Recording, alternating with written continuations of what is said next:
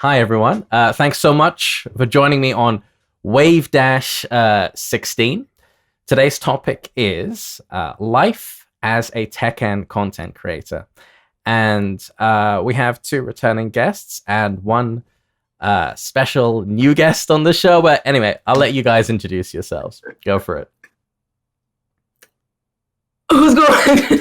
Hey, just dive in. Just dive in. Oh. Hi, I'm Cuddles, Cuddle Core. I'm a pro Tekken 7 player, and I just started diving into YouTube content creation for Tekken, and it's really fun, but it's really hard. Yep. Tell me about it. Tell me about it.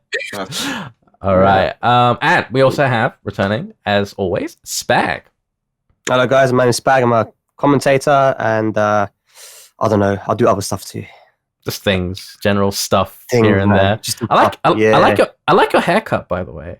It's I got a haircut, man. It was an adventure, going out there in the midst of all this Corona stuff, trying to find a barber that was wearing a mask. It's kind of hard. It's actually legally supposed to, but I live in a very Pakistani area, so people don't really follow the rules as much. But I had to go quite far out to get the haircut. Yeah, that's cool. Risking your life for a to look good for us tonight. Thank you so much. You gotta appreciate it.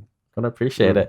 And for the first time on Wavedash, I'm very, very happy to say that the one and only King J is here. Yo, what's going on, everyone? It's your boy King J.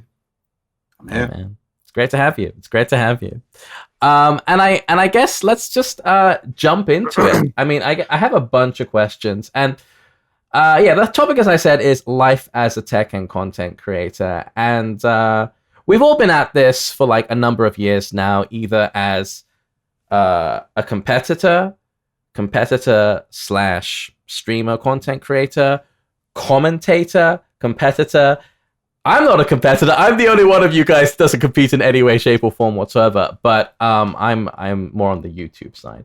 So we're going to talk about the unique challenges that all these perspectives bring, and I guess it's kind of easy for people to balk and think that boo-hoo, like these guys play video games for a living. But yeah, like any other path in life, it does bring its unique challenges. So I guess let's start on the positive side. What are the really good things about being a Tekken content creator? What do you love about it? Oh, I was sorry, randomly wanted to say, the stream is saying that King J is kind of low, his voice. Let me increase it all the way to the max. All right, you're at 200% now. Oh, thank you. No worries. Hopefully you should come in a bit clearer now. Yeah. All right, so the question was... What was the question? Yeah, so what are the good things about being a Tekken content creator? Let's focus on the positive parts first, before we go into the seedy underbelly of the internet. I think the best part of being a Tekken content creator is, doing stuff that playing the game that you love. And I've been playing Tekken for over a decade, for so long. And it's just like, sharing the same passion that you have with other people. Like everyone else plays the game. Everyone's trying to be competitive. Even if they're not trying to be competitive, they still playing the game that, you take a passion for. So I think that's one thing, and also as well, meeting new people is another thing. Like going overseas and meeting just new people that play the same game as you. I know it sounds a bit like crazy, but it's just like there's a lot of people that play this game, and not everyone competes. So you get that type of audience, but then you also get the audience that they actually do compete as well, and it's just nice. It's nice to meet everyone. So yeah. Mm-hmm. Yeah, I agree. Like, I found that one of the best parts of making content was the fact that there's people that you touch, and they don't have to be in the same room as you, but they're everywhere. And like Jay said, it's the fact that like tons of people play this game from all around the world. I also feel like something I love about making content is it's endless, the possibilities of what you can create content for in regards to the game. You can get these really great ideas because you love the game so much, and there's so much to talk about. There's so much to discuss because you spend so much time playing it and theorizing and studying with other people that it's like you kind of give people this insight that maybe they haven't been able to think about, whether it's the guides or the life of a competitor or the life of a content creator. There's a lot that you can create. You have the freedom to make whatever you want in regards to Tekken, and I think you're allowed to be creative and unique with it because there's so much content there. For sure, there's so much to explore with Tekken. It's just like the boundless ocean, really. Layers. Yeah, layers and layers. Spag, what do you think? Yeah, I think when it comes to Tekken, specifically content creation, it's for me personally, it's just like to have the power to be able to teach and bring new people into the game, because this is we're in a unique position in Tekken 7 because Cuddle and Jay, and we've played Tekken Tag 2. We've known how that game was on live support, in many instances, so when Tekken 7 blew up, because the product itself was actually really appealing, and we were all involved in the sort of pre-release hype of the game, and we understood that that this game was going to blow up because a lot of people were interested in playing it. As a content creator, it's pretty cool to be able to say, hey guys, here's the direction you need to go in if you want to pick up the game and learn the game, and even just being in a position where you can bring new people into it and say, hey, this is why you should be playing Tekken 7, and just the educational side of it. I think it's really cool to be in that position. Yeah, I hear you. I think for me the best thing about being a content creator is that sweet YouTube money. No. It basically is that when I first got into YouTube, I kind of thought, what's the content that I want to see? And I looked around, and my background is in teaching and in education. I have like nearly 10 years worth of teaching experience, and I thought, well, it would be cool if we could kind of bring that together with Tekken and try to bring like a really professional level of guides that I saw in some other content creators. Like, for example, one of my biggest inspirations was Mark Brown, his Game Maker's Toolkit. I'm not sure if anyone has watched that, but that was a big inspiration. Novril Tataki, I loved his series called Guilty Bits.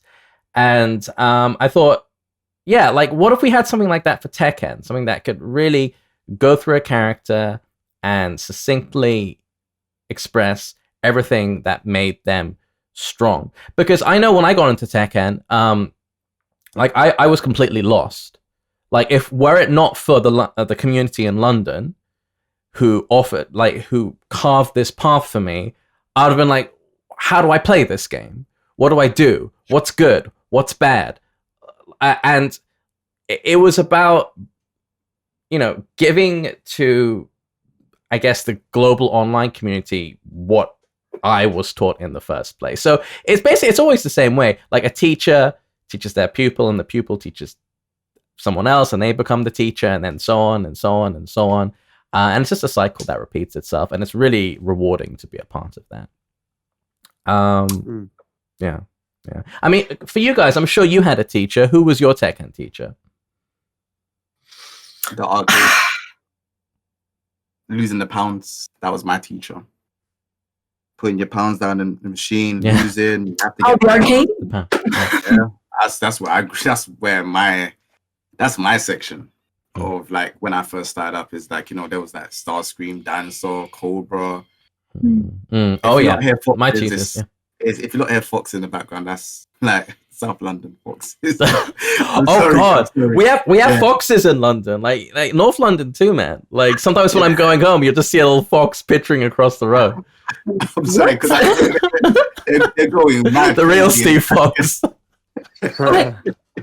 Yeah, no. So as I was saying, like, the people that were at the arcades, these people that were in the arcades were really, really good.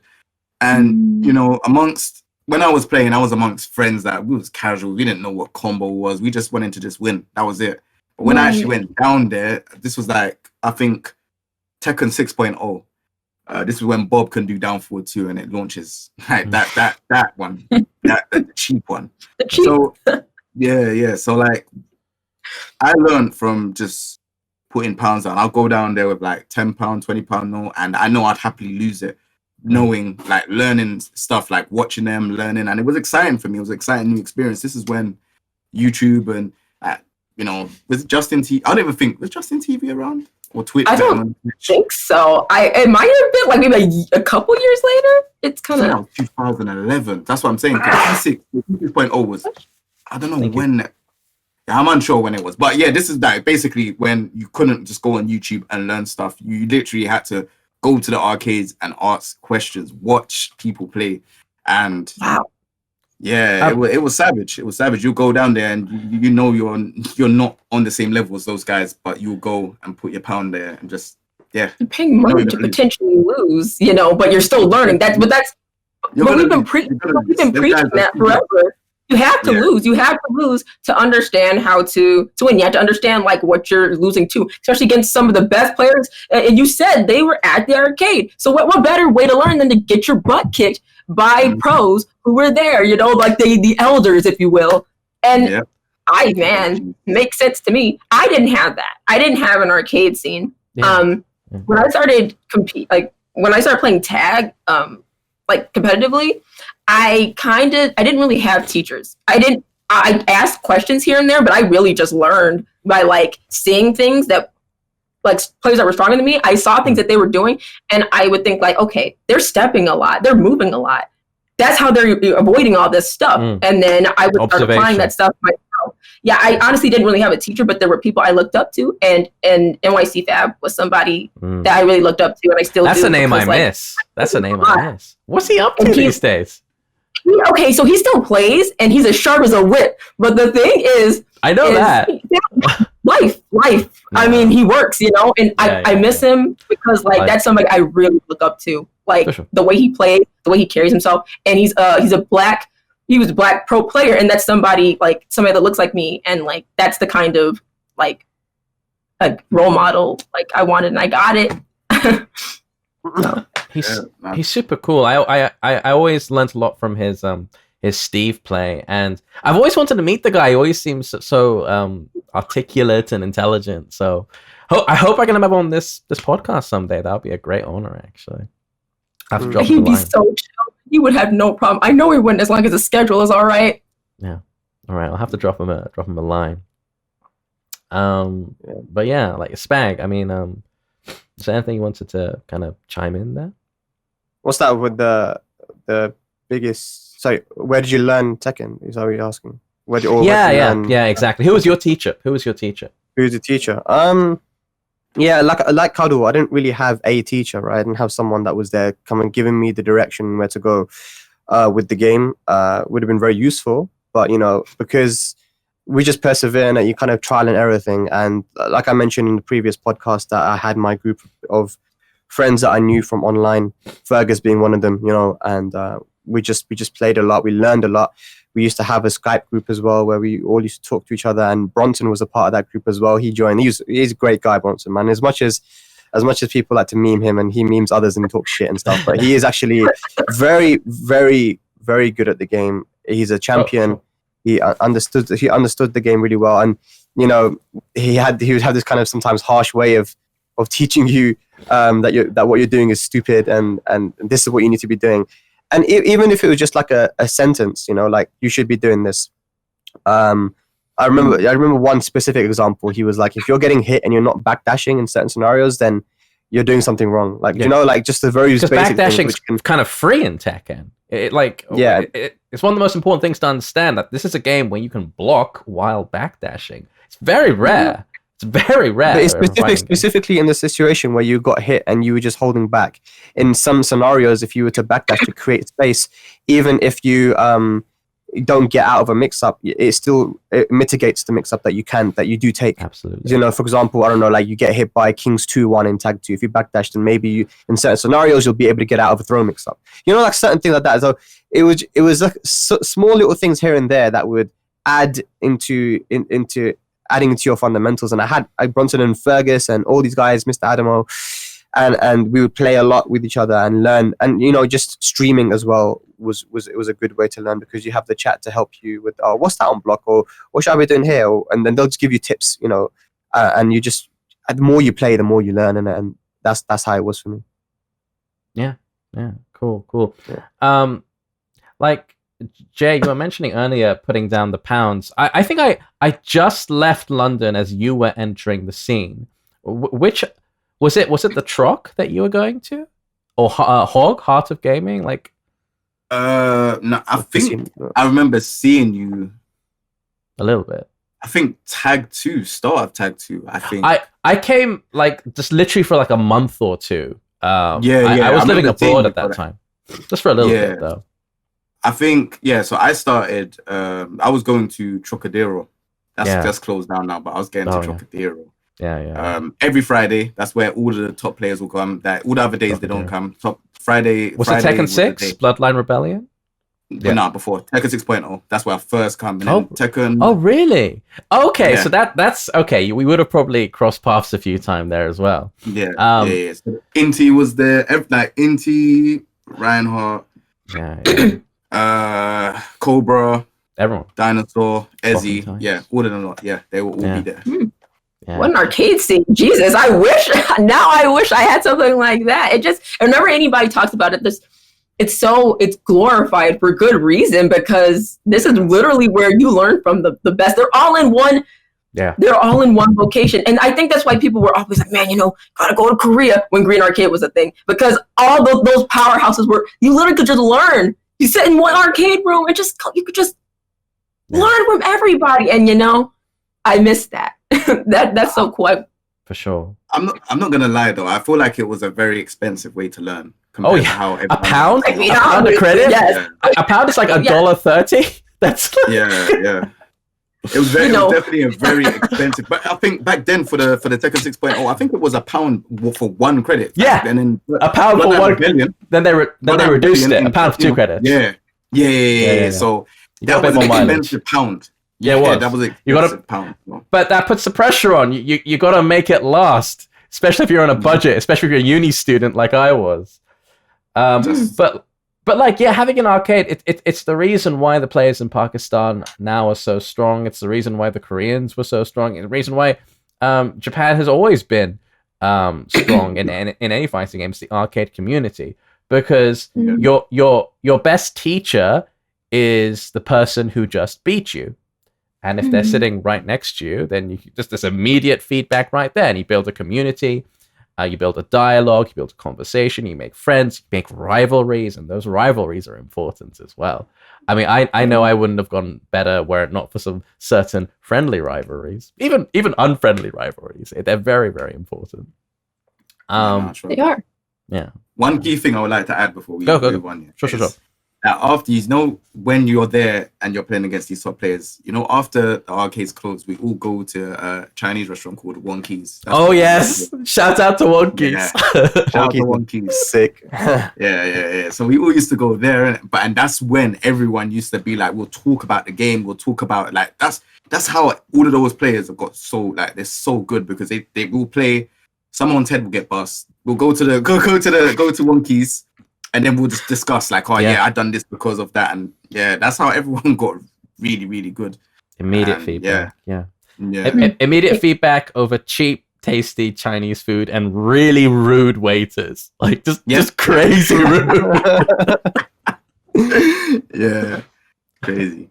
That's actually something that we got to do. I got to experience that in Japan. They had like a lot of like computer like cafes. I don't know if that's the PC cafe, but we did a lot of like when I was playing in the first attends and stuff, like it was after they were done, like I played with a ton of the players, and it was just the community was very massive and very warm, and everybody knew so much. You learned something from everybody. And then after we would do that, then we go to eat. Like that was the thing. We talk more about the game, and you're like, this is just. I love talking theories about the game, because you can play all day. Yeah, that's cool. That's cute or whatever. But like, let's talk about it. Let's because it's not just about you playing. It's about thinking about the game, really breaking down the parts of the game that you might not be thinking about as you're playing, so that you can apply that stuff for the next time you play. Yeah, so. For sure. Yeah, for sure. I mean, and we talked about this before. We talked on the last episode. We criticized Tekken for how obtuse it can be, and like I just feel like if I just try to think back, if I didn't have that community guiding me, if I didn't have those key conversations at Wonky's, at this restaurant with my friends, like I don't think I would have understood this game. Like if I just went online, struggled a lot, and just kept losing, I because people say you just have to lose a lot to get good in a fighting game, and that's true, but you also have to have some kind of guidance to know where to direct how to train yourself, or like to just someone to point out the mistakes you were making, because it's very hard to know by yourself. Like giving direction to you, because like with a game like Tekken, it's it's not, the fact that their tutorial is not the best either doesn't help. So it really makes it overwhelming for newcomers. No, I totally agree. Like if there weren't certain people there to guide you on what to do, or like show you certain things, it's would you be playing it? Yeah, like it's tough. It's harder. Yeah, it's very easy to get demotivated. And it's very easy to like everyone has this stage where they're in green ranks, and they go into like they start just piling on flowcharts, or like you might see a measure of success as a green rank player by doing snake edges, and you think, oh well, this is how you play the game. Like Tekken is a game about mix-ups and doing snake edges, and then you'll just hit a brick wall, and you'll get so demotivated. So again, you need someone to point out, like, nah, this is not what the game is about, really. Okay, so we've talked a bit about some of the best things about life as a content creator, your teachers. What are some of the biggest challenges or obstacles that you've faced as a content creator? Smiles going around. Well, okay, PTSD. I will discuss this. Something that I found that's kind of difficult with being a content creator for Tekken. Yeah. So, I kind of, sometimes I don't like mentioning it, but it's the fact that, like, specifically as a woman, you post all this content, right? And I post the content, I'm playing other American top players, and you're showing the matches, the battle between the two, because, that's what we do. And you post that kind of content. Sometimes it, you want to be seen as somebody who's like valid, right? Because, you have the stats, you have the history. But sometimes some people think still that, women aren't really valid when it comes to fighting games. So they'll either think that certain players are going easy on me, which is not the majority, but it does happen. So, I'm putting out this very honest content, but at the same time, it's like, you can be as honest about who you are and what you do, but sometimes people will only choose to see what they want. And also, when you make this content and all this Tekken content, I found that when you branch off into different things, or you're talking about things that are a little more nitty gritty in the FGC, sometimes people don't like being told that there are other things that exist other than Tekken, like actual social problems within the community. Because they'll say, hey, yeah, we tune into your channel for X, Y, and Z kind of content. Usually it's for Tekken, but sometimes I do branch out and I do discuss other things because they need to be discussed, because they affect people like me and people that look like me. And these things won't change in the community if we don't talk about them and discuss them and their solutions. So I did find that when you start changing the type of content you make, sometimes people aren't too pleased about that. And so, you want to experiment and branch out, but it's like sometimes it can be a little daunting, because you kind of find out who either really supports you, or you kind of sometimes receive a little backlash. A little, yeah. No, I've yeah. I'm gonna explain that, okay? I've definitely gone through the similar things as well. Like, Tekken is something that I've grown up on, and yeah, that's what I'm known for in terms of content, but it's like when I was doing Street Fighter was fine as well. But it's like when I do things that I actually enjoy, like I enjoy like picking up, like I talk to friends about like tech and stuff like so, like mobile phones, cameras, lenses, all of these things. So I always like doing tech reviews, but they don't get exactly the same as a Tekken video. Tekken stuff. Yeah, so like I could talk about I could talk about a tier list, I could talk about character, I can talk about this, and I know it will get loads of views. But then it's like, if I speak about a camera lens, it's not gonna get the same amount of views as. So it's difficult, but I'd also like to showcase that this is what I like.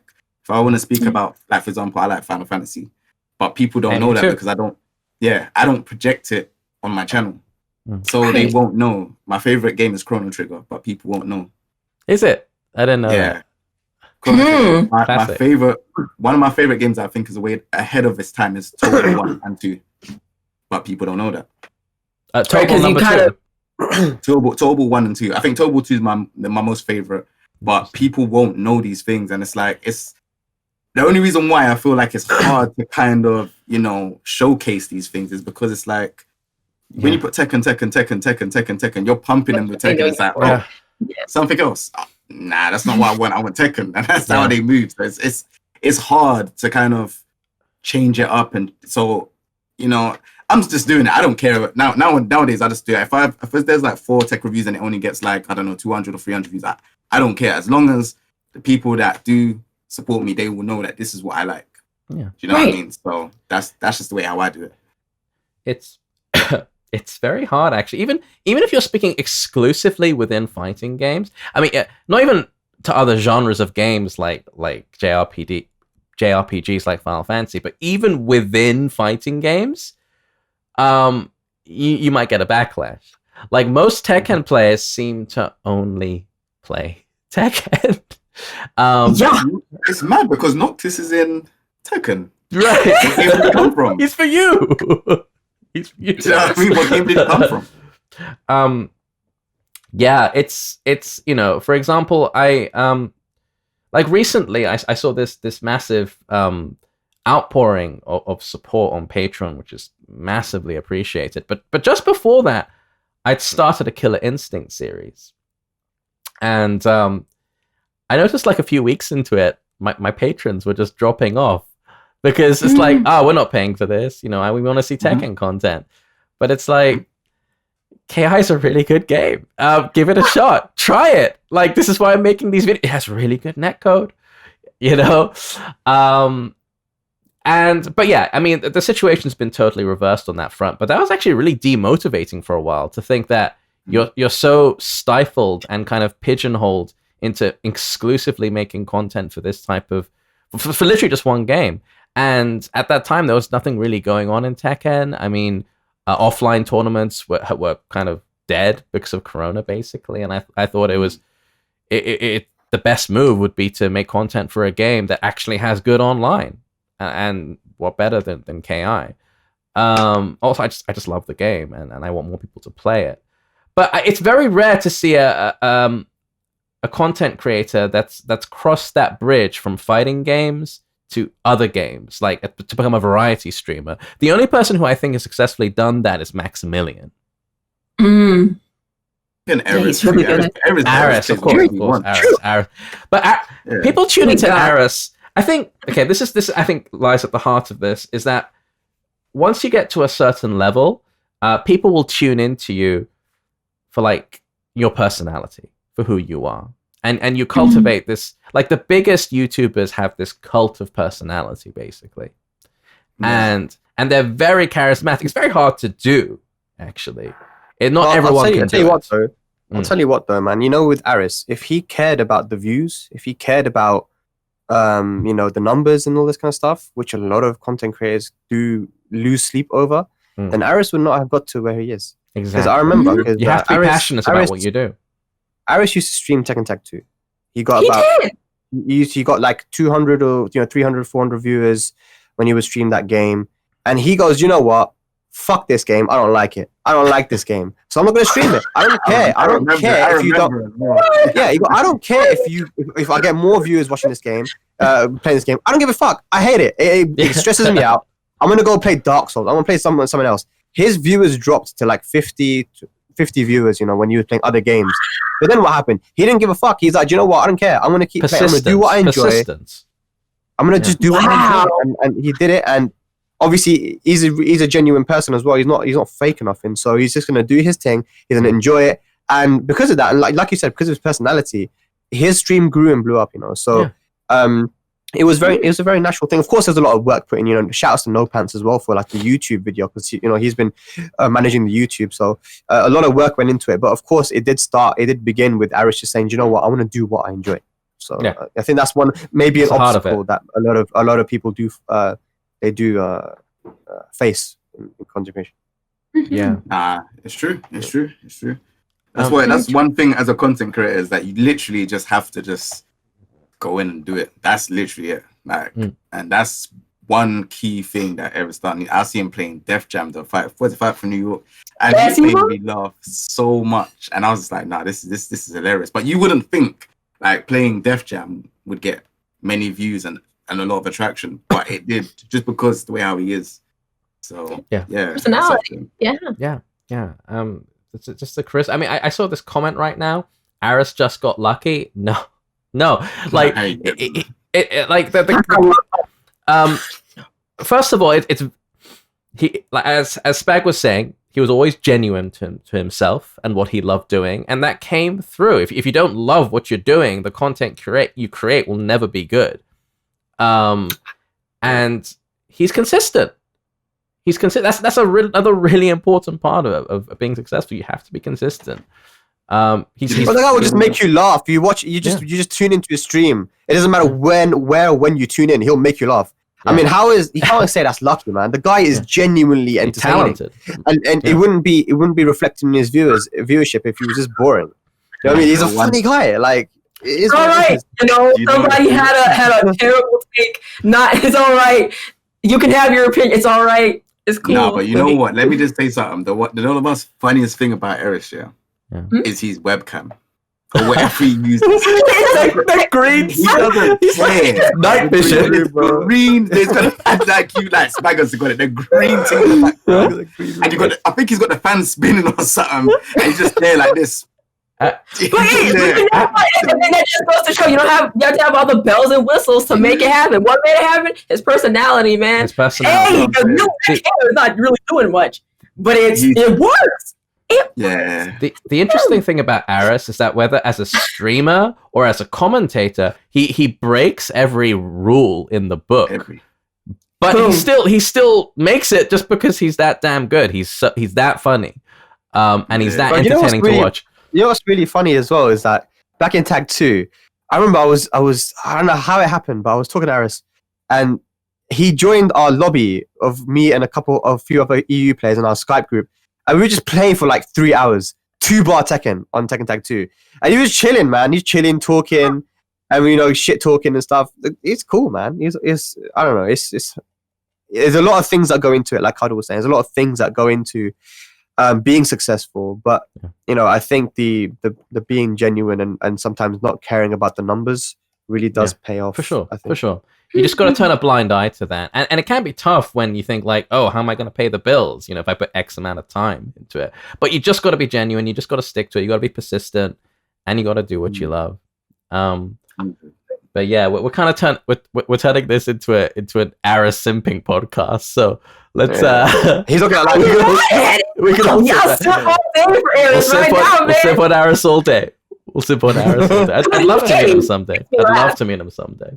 He's a great guy. I kind of just want to say this and just throw it out there because when he commentates, I remember I was playing. I forgot when. Wait. All I know was that he made me feel good about myself when I was playing. I think it was in Amsterdam in the LCQ. But he made me feel good about myself because he was just, I don't know, he just always seems really positive, and he always talks about every player in a very just like positive way, but he still throws his little spice on it, Yeah. But you never feel like there's any bias, or the good way. Vibes. Yeah, and even when he's dissing someone, there's a positive feel to it. It's all done in jest. You really get that sense that he's really enjoying himself. Again, that's the key, really. If you're not having fun, your viewers are not going to be having fun. to break it down to a really like kind of a corporate way. But yeah, just enjoy yourself. All right. So let's move on to the next topic, and toxicity. We all get it. It's inevitable, really. What's your advice for dealing with online toxicity? How do you cope? Do you just ignore it? Go for it. It depends on the level, because obviously there's different levels. There's people sending you hate mail, which I if you send it to me, I don't really care. I don't even read it anyways. Yeah. But then it's like people will do the extra step which they would want to do to get recognized, and that's, you know, the obvious is like transphobic or racism. Yeah. And that's when it gets a bit like, well, you know, what's going on there? The problem with it is the fact that, you know, sometimes it's maybe esports, or if you want to call them grassroots esports teams, they pick up these players, or they still have these players in their team and they don't punish them, or they allow people to still go to tournaments. And if this is gonna happen, then it's like, where are the limits? You know, if that person's saying it, then the other person can say it, and if the other person can say it, then do you know what I mean? So it just becomes like a domino effect. It's like everyone's gonna be saying it because no one's getting punished for it. Yeah, it just depends on the level of it, man. If it's racism and stuff, you have to tell someone in the community, or transphobic. But if it's something like, you know, someone saying, "Oh, you're crap at the game," or rage arts, or something silly, like, just ignore it. And just gotta ignore it. That's it. I do feel like with dealing with online toxicity, there are many things where, like, there's levels like where it's, you know, if it's very superficial, you know, like, oh, you suck. Like, I mean, like, okay, I don't care. Like, this is where I am. This is where you are. Like, you know, hold that. Like, you don't have to engage in it, of course, obviously, for sure. But like Jay was saying, when it gets to that like level where, you know, slurs are coming out and like hatred on that level, there needs to be something addressed. So, you know, that's why we have the Twitter report stuff, the TOs, all of that. And when it gets to that massive level, then there needs to start, sometimes legal matters have to kind of come into play, I think, or like your team or your manager, because those things do happen, death threats, things like that. And I've had death threats. Join the club. And so that stuff needs to be addressed too, because it's not a joke. It's not funny. These are people's lives we're talking about here. Because you didn't agree with something that someone said doesn't mean you threaten them like that. And there's a thing called, you know, screenshots, I think, are very important too. Screenshotting those things to show that this stuff does exist, and presenting it, and that's how things get done too. And sometimes you have to kind of like mute your inbox or not look at the stuff, right? Because that was also discussed too. Or you can set your moderation settings on, I think it's on PlayStation. If you're not friends of mine, I don't get no messages anymore from people that are not friends of mine. So that I've changed that. Steam, I don't get nothing from anyone that's not friends with me either. Yeah, like, you just gotta change your settings and stuff like that. That's for people that, you know, if you're out there and you're playing Tekken, and I know you want to get new friends and stuff like that. Right? Tekken can be toxic. Like, sometimes I might be stressing, but I would never ever go to the roots of, like, you know, sending hate mail. I've never sent hate mail in my life. Like, I just don't see the reason. But I might be like, fuck. Yeah, I might be like, oh, can I swear? No, of course, totally. Yeah, so like, I might be like, for fuck's sake, oh, why is this happening? And I'll be stressed. Like, it's on stream. When I stream, they see it, innit? Like, sometimes I'll be like that, but I would never ever think, go out your way. I'm gonna start. That's like another step, isn't it? To go from line to fingers to keyboard, click send. It's an elaborate process, isn't it? Literally, don't accept messages from people that you do not know or not friends with. There's every single social media platform has some sort of like rule where you can moderate that. So do that, because you don't have to worry about none of that, because people get weird.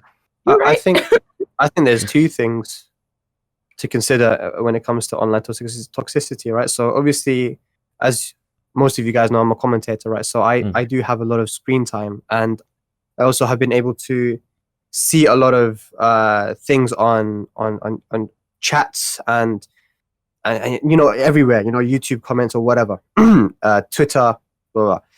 And over this time, I've been able to grow a bit thicker skin. You know, I used to think before, why is people hating on me? I've never done anything to them. It's a very logical way of thinking. And you can't be logical when you're looking at online, anything to do with online and people dealing with people in a online social way. But so I know it's very easy to say ignore it. However, as has been the experience for many people, it often doesn't work out that way. So let's say you have 10 people who say, "Oh my God, you're amazing. I love you so much. Thank you for all the work you do." Da, da, da. It only takes that one person to say, "Fuck you, I hate you. You're a bitch, and I hope you die." And then that person is going to hold a lot more weight than those 10 people that told you that you're amazing. It's just how it is. We focus more on the negative than we do on the positive. Sure. And so yeah, you kind of have to change your mindset a little bit when it comes to dealing with this kind of stuff. Because, you know, obviously, if you've been in this position, again, you guys who are watching, if you maybe you've dealt with it, maybe you haven't. But if you have dealt with it, then you'll know what we're talking about. That when you have those negative people, they are usually way on your mind a lot more positive. Oh, yeah. That's how it is. But yeah, you just got to change your mindset about them. You got to say, what a sad little cunt, you know, that to be there hating on you online. You know, of course, there's a lot of people being racist to me. I haven't really outlined it too much, but there's a lot of people that have been racist to me. I have people following me into different chats, calling me Paki, terrorist, da da da da, and I don't make a big deal of it, you know, because I'm just thinking to myself, this guy's a sad little bitch. Look at this guy's life, you know, his parents did not want him to grow up to be like this. So, you know, the parents probably had aspirations for him, and you know, he grew up to be a sad little bitch, you know. So, you know, am I the loser here, or is he the loser, right? So I actually feel sorry for him. But it does affect people. Now I have to go back to the case of Berlin Tekken Clash, where, you know, I was commentating. We have 2 monitors in front of me. One of the monitors was just the chat, which was the biggest mistake the streamer could have made. One of the monitors was the game where we were commentating off. And I noticed as soon as I sat down to commentate, because there was a bit of a delay on the tournament, and I saw the chat, I'm like, this chat is the most gormless fucking chat I've ever seen in my life commentating, and this is not going to go well. And imagine there's a couch where we're commentating, and there's a bunch of people behind us that are able to see the chat and actually be on camera. Now, there were cosplayers from Poland and Germany that came to that event, and female. And the chat was so bad, that during one of the breaks, the Polish cosplayers came to me and said, "Can we speak to you?" I spoke, and we went around 5 minutes, and they said that one of the cosplayers is crying. Yeah, she's just crying now. She's in the back. I don't know what, but the chat is really, really bad. They're saying sexist stuff. I mean, really, really bad things. I'm not going to repeat them, but terrible, terrible things. And it affected them. They ended up not coming the next day in cosplay because they felt too upset. And they were, you know, what's really sad is that they were really looking forward to that event as well, because it was the only event that these guys went to for the whole year. So I felt bad for them. And I went on, me and Mihawk were commentating, and I went on and I was like, before we get on with any matches, this is the only time I ever actually addressed the chat. I said, "Can you guys just fucking grow up, man? Like, some of you guys, and just sort it out, man. What is wrong with you? You've actually made someone cry now." Da, da, da. And then, of course, the people who were in the chat at the time who did this shit were like, "Shut up, Spag. Fuck you, Spag. Shut up. Dickhead." Da, da, da. So it's not going to stop. There's this anonymity that they have. That they're always going to be able, because these people are probably really upset themselves. They're probably depressed. They probably have issues going on in their own lives. You know what I mean? So, you know, we don't know the situation, but at the end of the day, what we can do as a community is just up the moderation, man. The moderations have been pretty bad on some of these chats, especially the Tekken chat. I think, you know, during the Tekken World Tour, hasn't been the best, and I think that is an issue that has been brought up. So I'm hoping that the moderation will be better, because it's easier to moderate these people than to change them. These people are not going to change, man. These people are not going to change. Like, it is what it is. There's some people that will not change, so we just have to kind of cut them out of life. That's number one. Quickly going to number 2 is also, as content creators, we have a responsibility also to not enable these people, because obviously as content creators, you know, we're looked up to.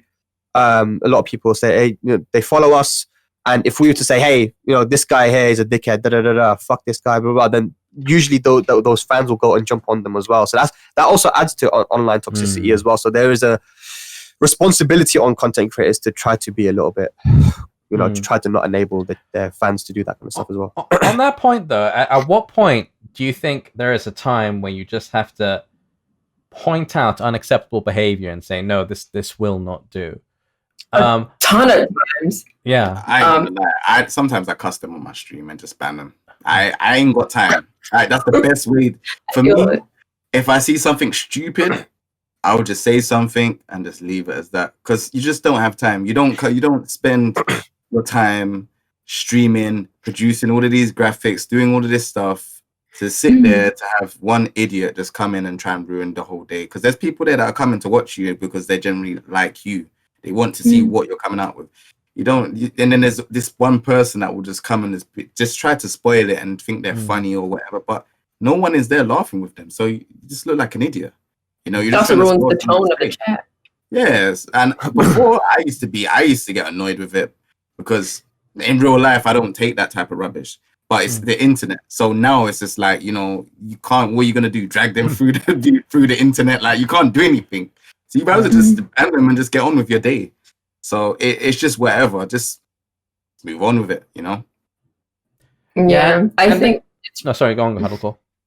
Oh no, I was just gonna say, yeah, I think it's really important to, you know, when you see that kind of stuff in your chat, to definitely go and you know, ban and act swiftly, or you know, that's why you have your mods, right? So it is really important to do, because it will ruin the tone of your chat, and it will, it can soggy up the tone for sure. But I also feel like when people, it's really important to be able to, like, you know, speak on when these things do happen. Like, for example, when Spag talked about the chat with Berlin Clash. Yeah, that was really important that you spoke up about that, because, like, no, it's not about people just taking it. No, it literally stops people from coming into this scene when you literally just let toxic crap like that fly. Like, it literally, that's gatekeeping, because then people don't want to come into this scene, and so then you want to know why your game doesn't have more people in it, why your game doesn't have more tournament attendees, because you all don't moderate that crap. So what do you think? People just want to be shat on all the time because they simply exist because they're a woman, or they're transgender, because they're black, or because they're Pakistani. Like this, like, oh, I'm getting harassed because I look different than a white male or something. I mean, like, look, the FGC praises like that we are really good with being inclusive. No, we're not. We're diverse, but we don't treat the people in it well. So I really think moderation is a really good thing. They need to get better at that in those chats, because it's those women were crying, and nobody should have to do with that. You know how many times women have spoken on that stuff, and people have spoken about racism, sexism in chats, and it's literally stopping people from wanting to attend events, because those spaces are not safe anymore. They're not. Yeah. Yeah. This is actually a topic I want to focus on, because Jay, you mentioned specifically on your Twitter about some of the unique challenges that Black content creators have. Okay. And so can we explore that a little bit? And Cuddle, sure. Of course, please, let's chime in. I mean, you know, because I have a small secondhand experience of it. And it's actually when Cuddle Core uploaded this amazing set of Elisa videos. Like, you know, again, I can't express how grateful I am that a real competitor took the time to break down her character and reveal her secrets. It's pretty unheard of, but thank you again. But look, part 1 did really well. Part 2 did well. Part 3, now this is the way the YouTube algorithm works. If in the first hour that you upload something, it gets below a certain percentage of like to dislike ratio, the YouTube algorithm will think people don't want to watch this. I'm not going to promote it. They don't push it up. And so many people did not know that part 3 exists. And it's because that video got disliked bombed by some idiots. It might even be the same guy, but like, I got this microcosm of what it might be like to be a Black content creator or a female content creator. That if there is this sort of toxicity, like this, it was kind of unbelievable to see, because it genuinely affects you and your livelihood. And I got pissed off. Like I was like, what is this shit? Like, why? Because what? She's a woman? Is that why you're angry? Is that why you're saying, "Oh, this is SJW crap"? Like, are you serious? Because I talked about my character. And the guy was about Elisa. It wasn't about anything else. It wasn't about like It wasn't even about political issues. It was a black woman talking about her character in Tekken, and people misinterpreted that as some kind of political statement. Like, what in the actual fuck? I was just. So yeah, I was angry on your behalf that you have to put through that, deal with that kind of shit. So I didn't even know. I actually did not know that, and I'm glad you didn't tell me because it probably would have hurt me. But I realized that it's just the reality of it. But no matter what, I mean, I let you go first. But I want to talk about it because I want it to be known that like. I just got so mad that you have to deal with this nonsense. So please tell me, what are the challenges that you face? Because this is the little peek I've seen into this world. What else have you had to deal with? Boy, where do I start, boy? There's a lot of challenges being a black content creator.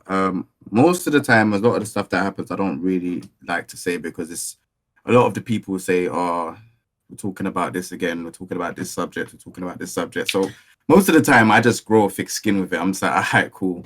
Like one day, one guy said, "Oh, you got the name King in your name," but I think he said something about slaves. He said no slaves was a king, and that I looked at and I was like, "All right, cool, just bad." Like, but this is what I go through all the time. Like someone said that it looks like I eat a watermelon, but I can tell you all the stuff. I've had it all because I've had access to, Twitch have supported me a lot and put me on front page and stuff like that. So I get access to everyone, every type of person that you can think of. They've said the most maddest things to me, and I've just sucked it in. You don't see me tweet it, you don't see me say. I'm just like, all right, cool, it's happened. If they're on stream, you've seen it. But if you ain't seen it, you just ain't seen it. It's just whatever. But I feel like the ones that have kind of really, really kind of got to me was there was one guy in the scene that was being racist, but that's kind of been dealt with. The reason why it kind of got to me is because from when I first started being into this community or this scene, I've kind of always wanted to grow it because, like I said, in the arcade scene, there wasn't that many people. There was like probably 8 to 12 people that played Tekken. Like that was it competitively. I was no good back then. I always wanted to know if there was more people out there that play and stuff like that. So there was a time. District G, they were 360 Gaming one time. They were 360 Gaming back in the day. And there was a guy called Luna back in the day. And he was holding house sessions. So like that was where I met Tim, Real Menace, Rukang. All of these people is where I met them from with Luna sessions. And I was giving out black and white flyers for these 360 Gaming events. I was young, I was just hungry. I just wanted bare people to come. I wanted it to be a big thing because there was no esports back then. There was nothing like that. There was just little tournaments in the arcade. We put a pound in, and then whoever gets all of the money on all of those type of things. But there was no big stuff like how it is now. Yeah, I feel offline these problems aren't there. Like whenever you go to the arcade, like fighting games especially are one of the most diverse communities ever. But these problems are really perpetuated online. It's online. It's online because all these people that say certain things online, like that I've seen offline or whatever. Like even we know of a certain person. I'm not gonna name names, but this person, this individual, the stuff he was saying online, and he did come offline. I didn't even realize he came offline to an event. I don't know if we're talking about. I didn't even know he was there. I think we're talking about. I feel like we're talking about the same person. Yeah. And literally, forget even saying racist stuff. I don't feel like this person said anything. Like no words came out of his. So like you said, Arya, these people, they stick to online because they would never dare say this stuff. I've had people say veil anonymity that empowers them. Just like you guys, I've had people that they've sent death threats to me. Say if I see you, I'm gonna fuck you up and blah blah blah. And where is it? I'm at pretty much. I mean, 2019, I was at pretty much every tournament, man. And I was like, you have every opportunity, you guys online that are saying these things, to come and I'm going to be at this event. I've literally got a fucking schedule. Here's all the events I'm going to be at.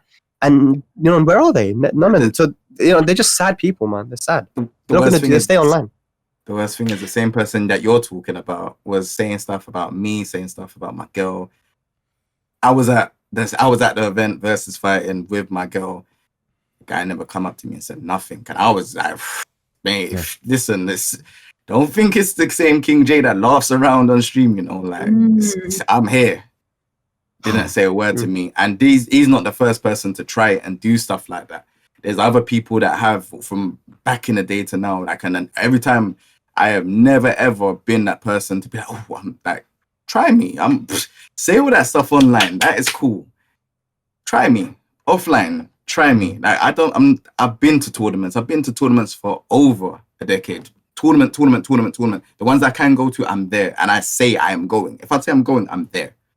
And none of this stuff, I'm still here. There's not been no altercations or nothing. But a lot of these people say stuff online because, you know, they're under their username. You're never gonna find out who they are. You can, I don't know, Simp Lord 2020.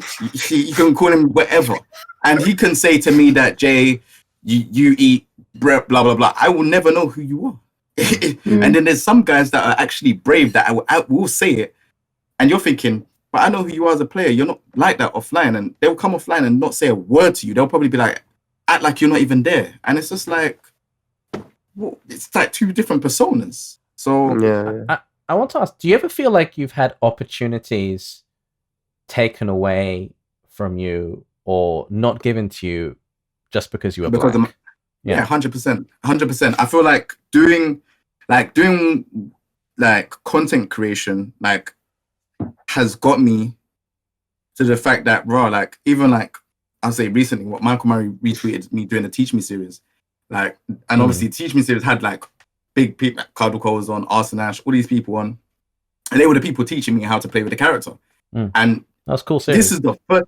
Yeah, thank you. This was the first time when anything I've done online, like I've done stuff all the time online. This is the first time I've been denied over a decade. Just one retweet, you know, and I was like, bro, like, you know, Harada's never retweeted me. Harada's never shared me out. Nothing. I'm not saying it's because of my skin color, because obviously he knows he's cool with Tasty Steve and that. So I'm not gonna say it's because of my skin color, but like, I've never been given like spoon-fed. I've never been spoon-fed.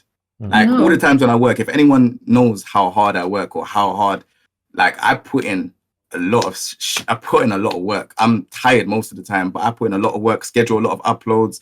I'm doing stuff when that, I'll not say 24/7, I need sleep, but I'm doing stuff a lot in it. And I just generally feel like, you know, I'm looking at it thinking, what can it be? Like, you know, I'm not said anything bad about Mario. I've never said nothing bad about her. I've never said bad anything like about these companies. So, but you know, some companies, like for example, Twitch, Blue Microphones, Astro, all these companies love me.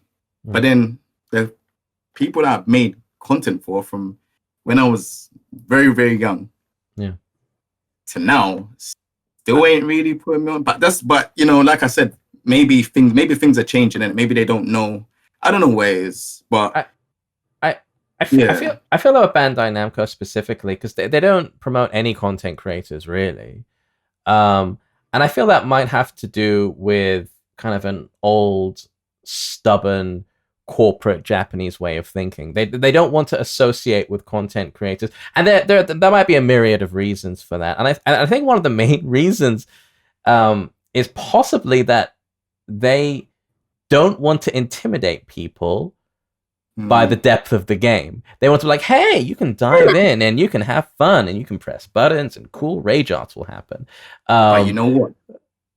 Just off of that one, sorry, I don't want to interrupt, but just off of that, that's one of the reasons why when I was doing the Basics to Pros, I made it sure that it was so like no structure, nothing. I wanted it to be like just so easy for them to kind of pick up because of that. Because that's what I thought they wanted. Like, you know, just nothing too structured, you know, make them play this and other.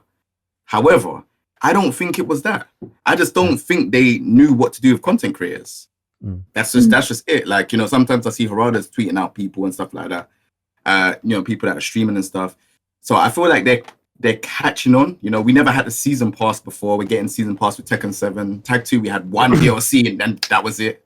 So I feel like they're just trying to get on. They're trying to understand, but I don't think they understand properly yet. If that makes sense. Yeah, I think that's like what Kayvis just said. He goes, it's more of a case of Bandai Namco not really getting involved with content creators in general.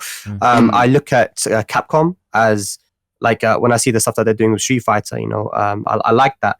I was told that they really try to support their creators and commentators and stuff.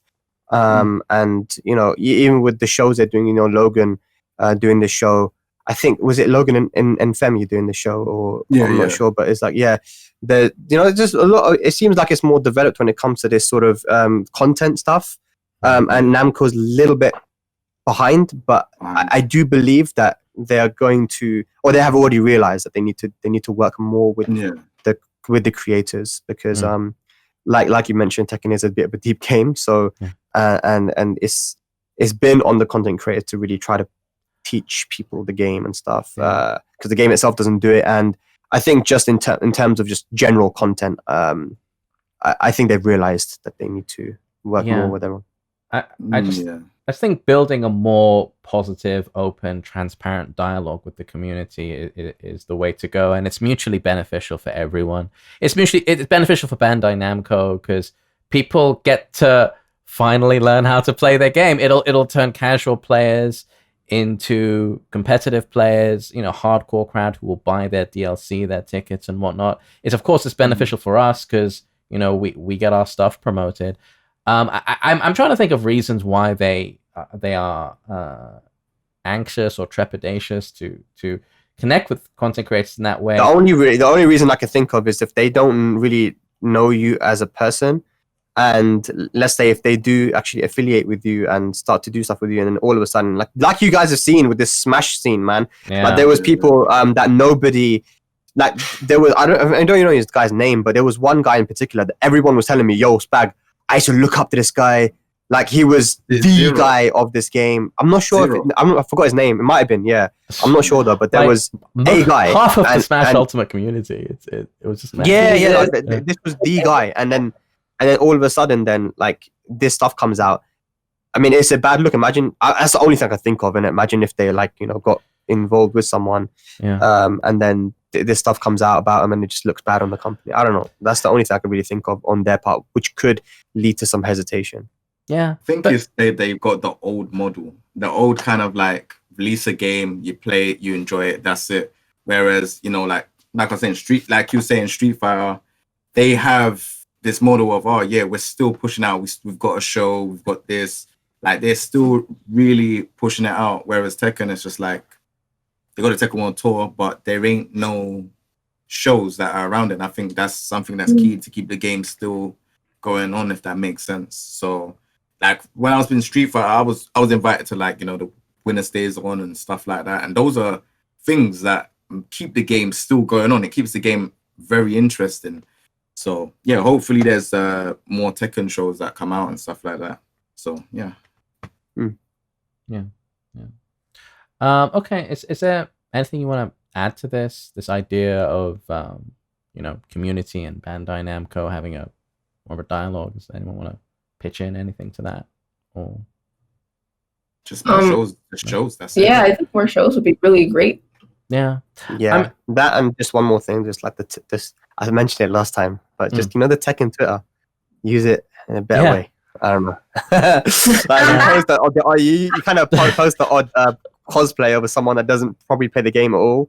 It's like, look at this cosplay of this person. Look at this one. Oh, there's another one. There's another cosplayer you should check out. It's like, come on, man. You could use that. That Tekken Twitter has a big reach. You can use it a bit better, in my opinion. Yeah, I see that. They should definitely promote more of the people who are actually pushing, like who are also creating the content for it, like Jay and others. I think that'd be awesome, because what they do is, I think that a lot of the content creators have like these beginner guides and like intros into the game, and Namco definitely is kind of lacking on that end. Your content creators are already doing that promote them. Like that's a really good way to.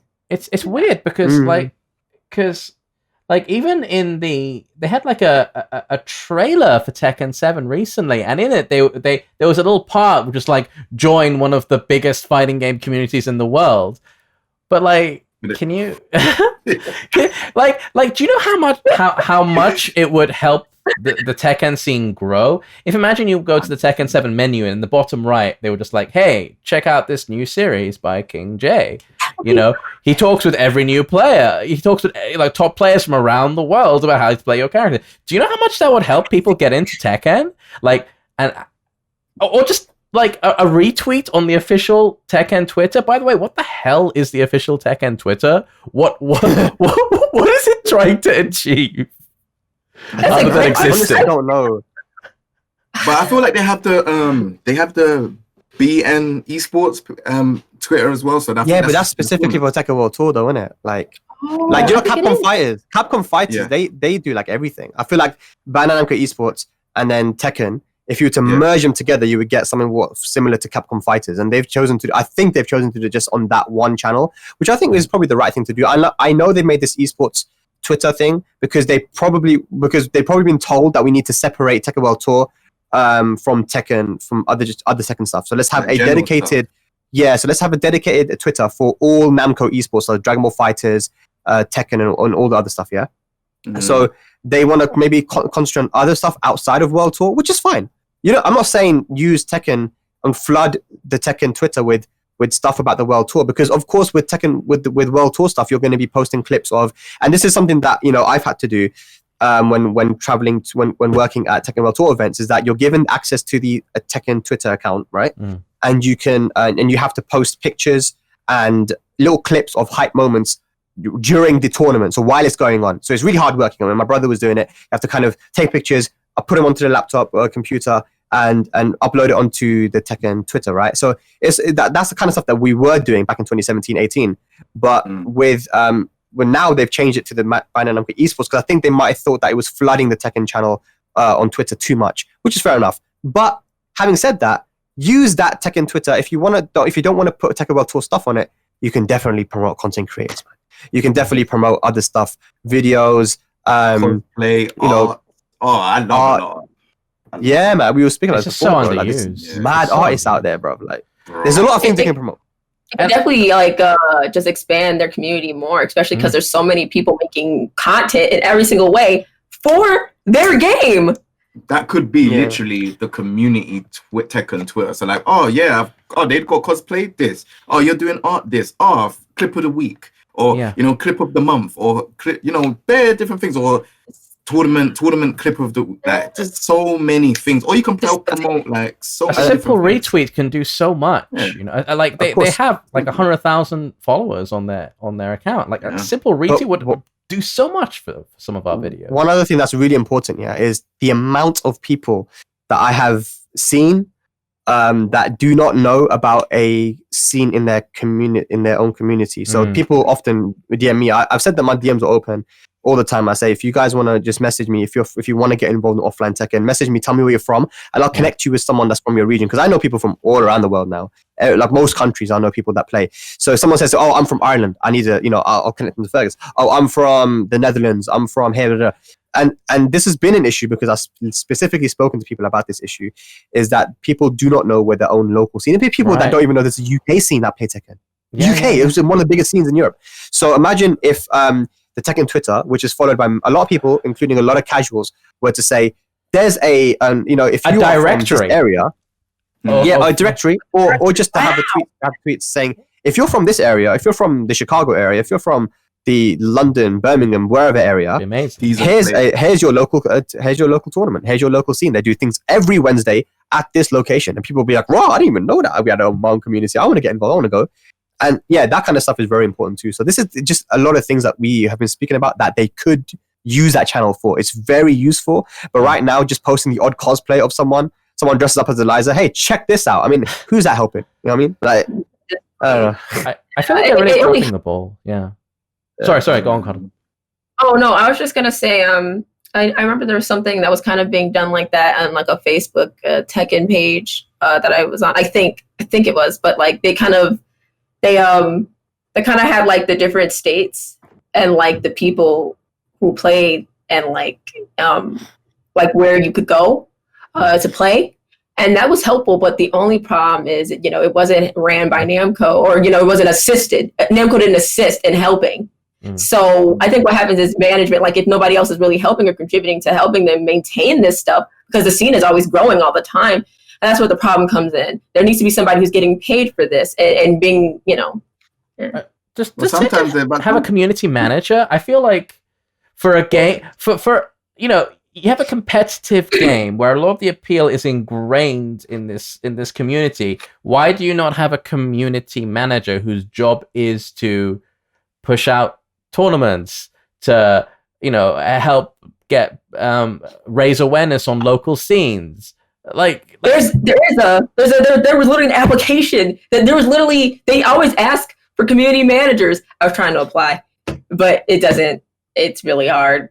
Right, anyway, but the community manager is specifically for Namco, isn't it? They're not for. Yeah, that's what I was just gonna say. Yeah, it's not for. So you're hiring a guy for Bandai Namco, and they probably don't know like everyone in the scene or the different scenes. So that's where the problem lies. Like you need a community manager for Tekken, not Bandai Namco. Tekken. And then that way it's like, raw, like they know everyone. Like, oh, I know that person, I know that community, and then they can push them into the right direction. If they have a community manager for Tekken will be a lot more further than where it is now. It's simple. I think kind of Murray was the de facto community manager for a while, just because it's kind of rare actually for a fighting game for the director and the producer to have a dialogue like that with their audience. And I think maybe they thought, well, that's enough, but not really. Because there's so much else a community manager could be doing, like really getting into the nitty gritty daily work of managing a community. Yeah, I tell you what, man. Yeah. Like, sorry to cut you off. Like the community manager does a lot of work, right? But like Jay mentioned, that it's like every game. We're talking Namco is a huge company, man. They do not just like at the time when Tekken 7 was coming out, around that time, it was the biggest game. It was the one that had the most focus. And then Project Cars was there, and they were really focused on that game as well. So there was like, as soon as Tekken 7 was over, they were on it with Project Cars. I can tell you that much. So like, there wasn't a dedicated thing for Tekken, but I'm telling you what, there was a community manager back when Tekken 7 came out. His name was Edwin. Shouts to Edwin. He did a lot for us. He did a lot for the Tekken community. And why? Because he's in the FGC.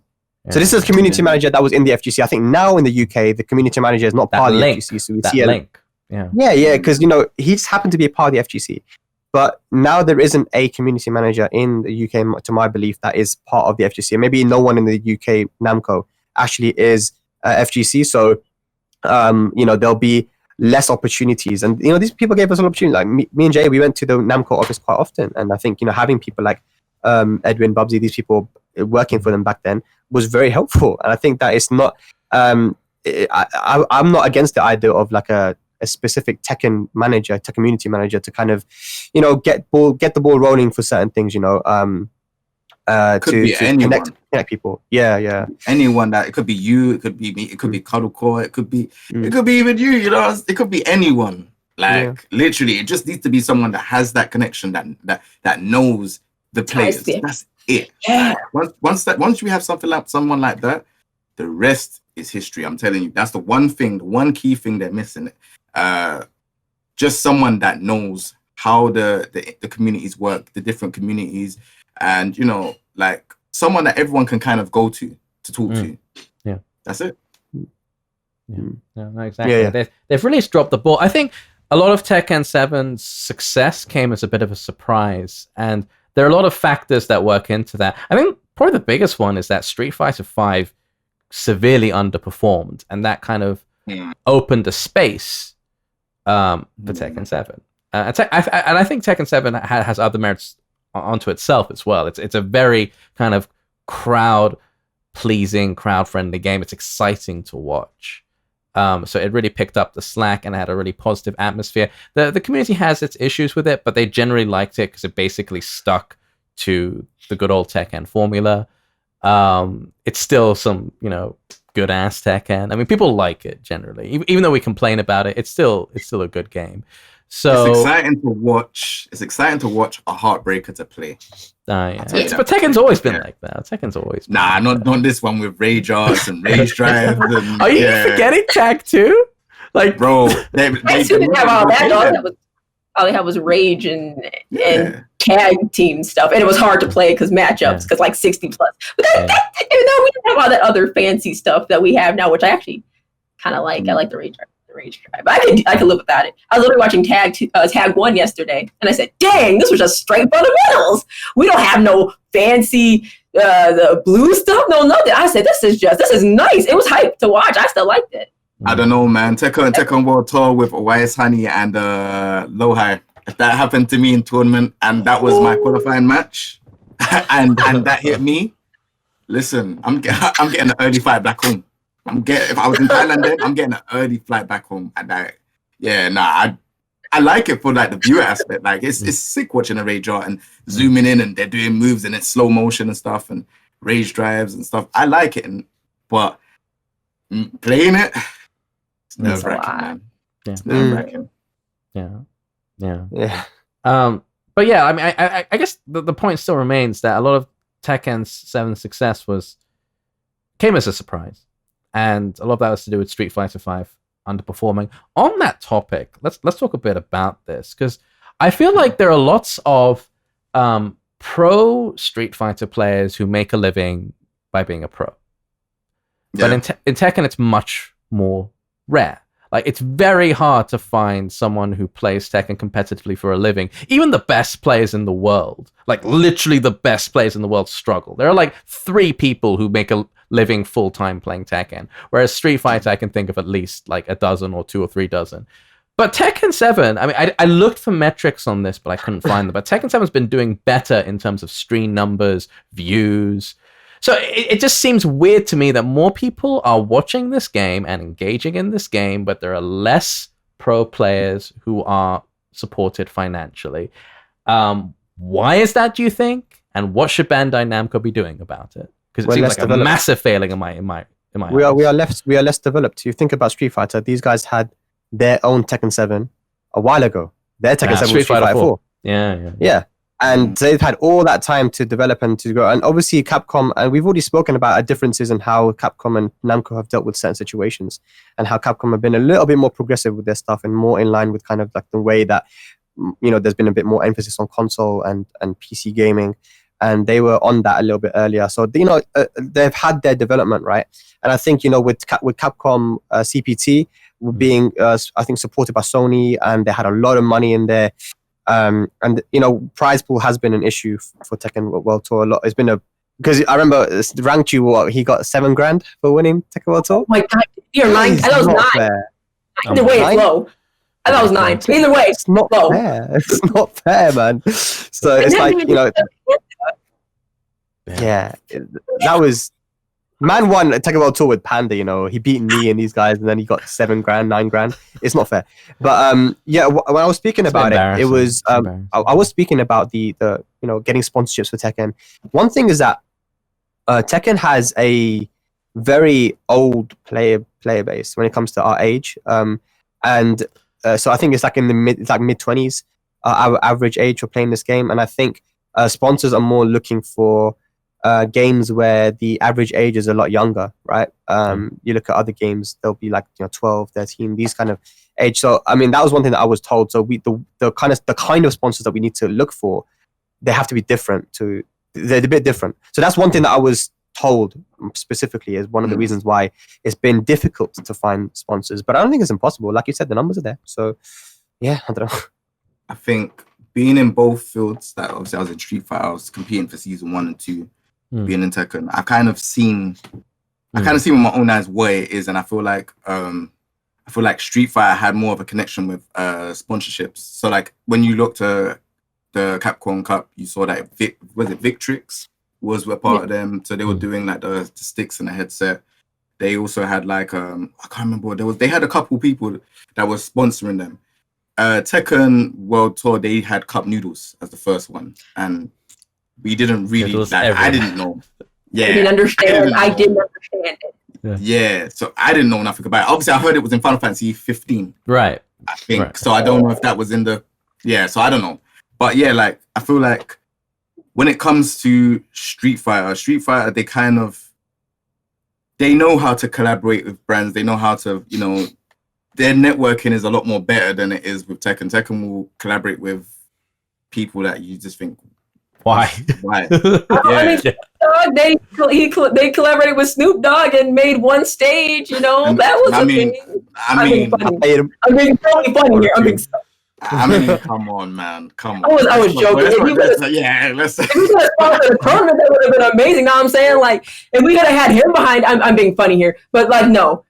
I think Namco's really dropping the ball on, like, the sponsoring part. There needs to be somebody who specializes in that, too. Because I think they're kind of just, they're not strategizing properly. So their players, their fan base is suffering. And that should not be happening. Because then... I feel like what I was saying, so Cup Noodles was like, for me, doesn't make sense. But then again, Final Fantasy 15, Noctis, I think Noctis got announced around that time, I can't remember. But Astro coming in and saying, look, we're going to give you, was it 100,000? They said they were going to give, so it was 100 grand. So the 100 grand, that was good because Astro, everyone, obviously you're wearing one, I'm wearing one. Do you know what I mean? They proper tried to get into the Tekken community, or even just the FGC, shall we say, because even Street Fighter was having something with Astro. But I feel like when it comes to working with, you know, the players, content creators and stuff like that, again, there's nothing there. There's nothing there. And they're not working with the right brands. There's so many brands they can work with. HyperX, Turtle Beach, you know, they worked with Astro, but there's other brands they can work with. Capcom are much smarter about this. I mean, do you remember that Uniqlo Street Fighter collaboration last year? That was massive. Why don't if they did a Tekken one, I'm buying all that shit. All right? I would do 100%. 100%. But people need it. We want it. From Tekken 6, did you ever get the... For sure. But like, meaningfully, it also promotes your game to a new audience. Because, like, Uniqlo, huge. Like, tons of people would have heard of Street Fighter just through that alone. Exactly, and they're not thinking about it. That's the problem. Like, you know, even like with Tekken 3, when Tekken 3 came out, I know this is gonna sound a bit different, but Tekken 3 had they had action figures for like Jin and certain other characters. Yeah. Tekken 7, they might have the little squashy toy things. I forgot what they're called. I can't remember them. But so they have I think they have a couple of those. But one thing that I think Tekken should do, and I know a lot of people are not gonna agree with me. I think this is very controversial. I'm sorry, but I feel like Tekken, if it's about the money, I think they should have microtransactions, like how agreed Street Fighter. Oh, you agree? Oh, sick. So like how Street Fighter is. So like, say for example, Nina's Tekken 3 costume. If you want that, you absolutely. But like the CPT did this. CPT did this. They had costumes that if you bought them directly funded the prize money. There we go. But like, you weren't forced to buy them. And if you wanted to get a nice, cool, unique costume and also support the scene, you could. And it was promoted to you in game. I don't understand why they don't do this. Like, why they don't have like a costume competition like Street Fighter is doing right now. They're having a costume competition with the community. Imagine if they done it with artists. Like, you know, these people that do like the drawings and stuff like that. Imagine if they said, look, we want one of you lot to design, I don't know, Jin Kazama's next costume that is going to be a DLC. Do you know how lit that would be? This is the ideas that has come to my mind. Like, I don't know why they are not doing this. It's it's in your face. It's like it's crazy. Like, so many little things you could be doing, like merchandise. You know, like some Tekken 7 action figures. That'd be cool. I'd probably buy him. Give me a Heihachi bathrobe, please. Like there's so many. So many with the tiger on the back. Like, there's so many cool things they could be doing, but they're not. And they're just not doing that. I was saying that one of the things for a long time that I've been saying that I wanted them to do for World Tour, and I mentioned it before. Again, I've said this so many times. Is imagine for the master events happening for Tekken World Tour, if they had during that weekend, so master event weekend, they had Steve Fox designed by JB Styles or whatever his name is. Specifically for Versus Fire for that master event, and they had it for sale only during that weekend, and you only can buy it that weekend, right? And you know whenever there's an event in Japan, they do make these t-shirts for those events, by the way. So it's not like they can't do it, because the Osaka Challenger, I have that in my cupboard right there. The Asuka one for Osaka Challenger, that was made specifically for that event.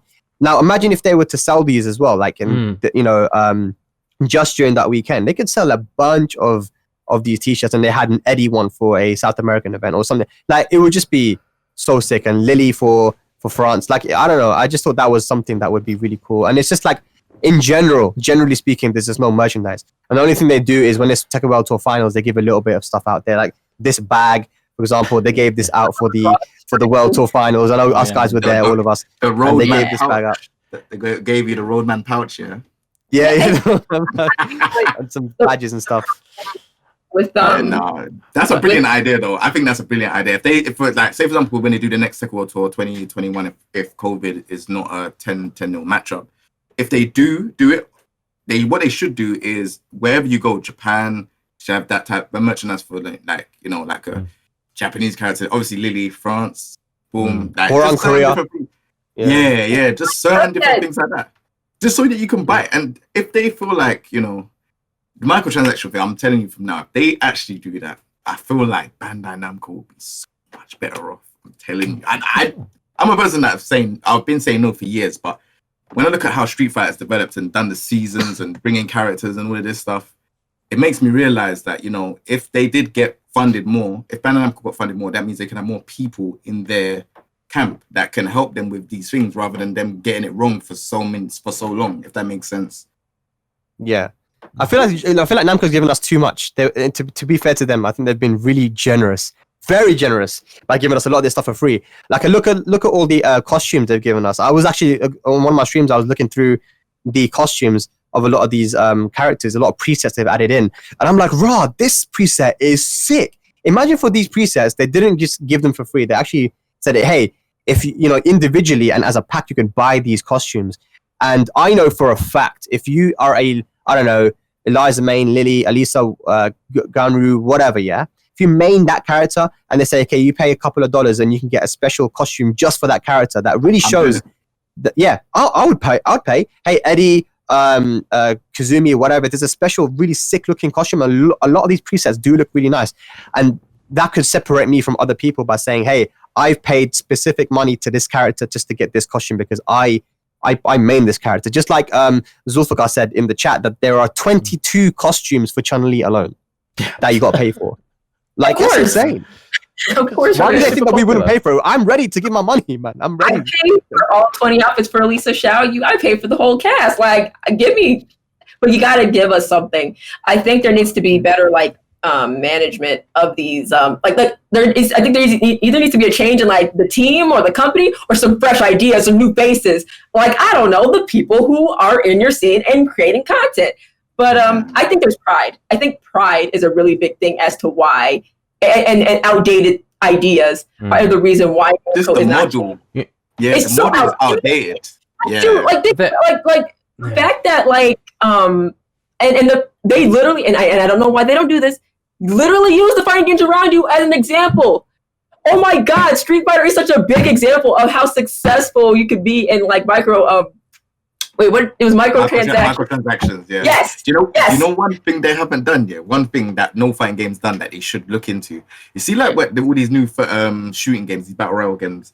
They partner with Twitch and they do these things where what's that where if you watch a streamer, it's like you can get stuff. If you watch a streamer, you can get stuff dropped, but you have to enable it as a streamer. I don't know if they could do stuff like that, but if they could, or say for example, if you watch this streamer and then a limited amount of costumes will be given out for free. These type of stuff is very good because it's visible. Like when Valorant came out, was it Hyperscape? Hyperscape? When those games came out, you had to literally watch streamers and leave your stream on to get the drop of the game. And I'm not gonna lie, that idea is so sick. Like you might not even want it. You might not even be good at the game, but literally you can get the game if you just watch a streamer. It's all on Twitch. They need to be willing to experiment. They have to be willing to do that, to experiment with these ideas. What do they have to lose? The game is already established. At this point, they could really just play around with these ideas. We're literally coming up with stuff right now. Do they do what? They don't have a little get together in the conference room. Be like, hey, we need new ideas. it's so frustrating that the Tekken scene has seen this boom in popularity recently, and they've failed so massively to capitalize in so many ways. Like, the best original idea they could come up with to promote Tekken is Negan. I wasn't Really? Like, Nah, but Negan's cool though. Negan's cool. Negan's cool. I like him, but do you really think he did a lot to promote Tekken outside of the FGs? No, of course not. Like, it was just weird. You're right. He didn't. Guys, we're not the best either. Remember, guys, it's supposed to still really. We still want to. We're trying to help the players, so we need stuff that still wants to help them. So Negan wasn't cutting it. Obviously, The Walking Dead wasn't the best shot for that, because we still have a really big deficit when it comes to the money that could be given to people who are placing in tournaments. So that didn't cut it. Okay, so what about Noctis then? Because I know Noctis is very popular in Japan. Because when I've gone to some of the shops and stuff, and I've seen that they have Final Fantasy cards as well. So Noctis is very popular in Japan. But did you think Noctis done anything for Not Tekken? for American? Not for American Tekken. No. It seems like they put all their eggs in the guest character basket, and the guest I'm asking characters. a question about Noctis. Where's Noctis? Don't talk about guest characters. I'm talking about Noctis. I mean, in Japan, yes. Look, In Japan. Well, Final Fantasy 15 is generally not liked by fans anywhere. Like, especially in Japan, Really? people hate Final Fantasy 15 here because they see it as this weird hybrid of Western and Japanese RPG. Go to Amazon reviews on Amazon.co.jp. They hate it. I quite like Final Fantasy 15. I'm not a massive fan of Noctis' design overall, but I think he's fine. I think if you were going to do a Final Fantasy character, if like a bit of foresight. Yeah, you're seeing that Final Fantasy 15 is not doing well. Oh, but there's Final Fantasy 7 remake coming out. Oh, isn't there a character that uses her fists that's super popular? What are you doing, Bandai Namco? What are you doing? No, but maybe maybe they weren't able to get Tifa. Yeah, do you know what I mean? I know a lot of people. Yeah, it's Tifa. Yeah, everyone wanted Tifa. Yeah, but I don't think it was. It might not have been possible. Who knows? Possibly. I think they know. How much it would cost to even have her in the likeness of her in the game alone. Noctis is not Tifa. Just being Kiri, that's what I'm saying. I want him in the game so bad. Look, I love Kiryu. I prefer Majima. I've always said that. I'm a Majima. 100%. Yeah, 100%. But really, I'm gone. Majima over Kiryu. Actually, no, Majima's quite cold though. I like him. He's quite look, cold. if they put him in, do you think it would really help the Tekken scene? No, Yeah? I don't. I mean, Akuma helped, but actually, hold on. I'm sorry. I think Akuma did a lot.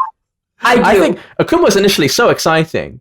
And look, I think Akuma's a whole kettle of a whole barrel of whatever.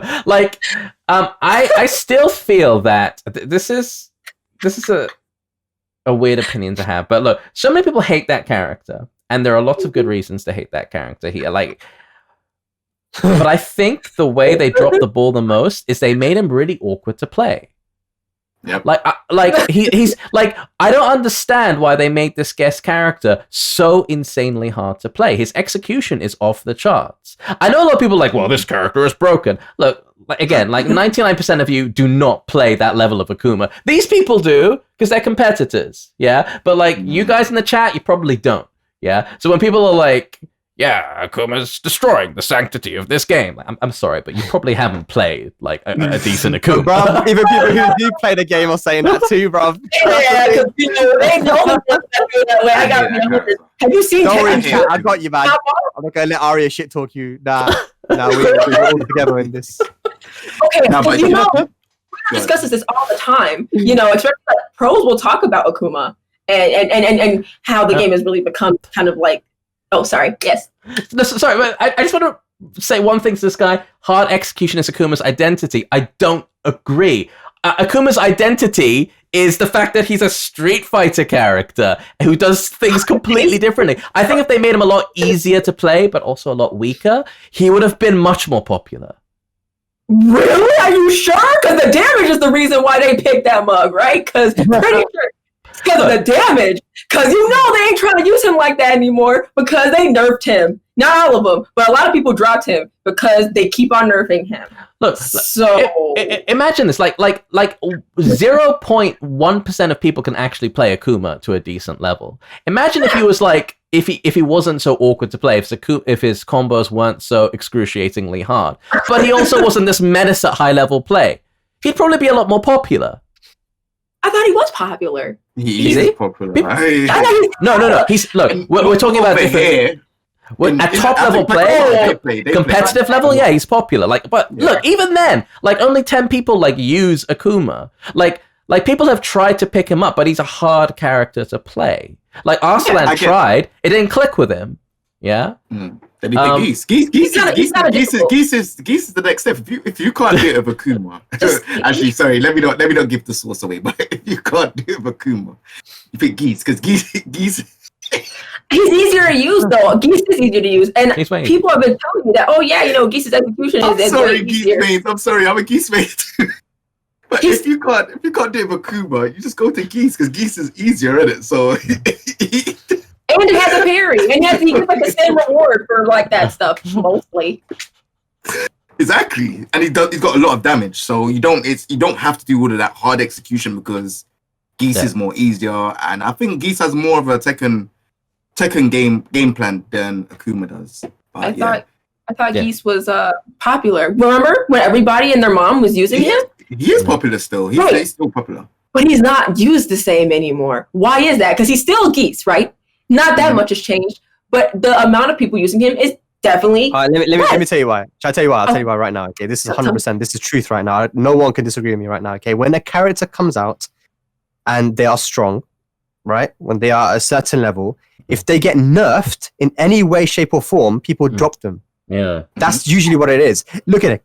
Even Leroy right now is very strong, but the fact is that there are a lot of people that were using him are not using him anymore. Because he got nerfed, even though he's still very strong. Kazumi, another example. Even Take, one of the best players in the world from Japan, stopped using Kazumi when Tekken World Tour 2018 with Paul got his ass kicked in pools.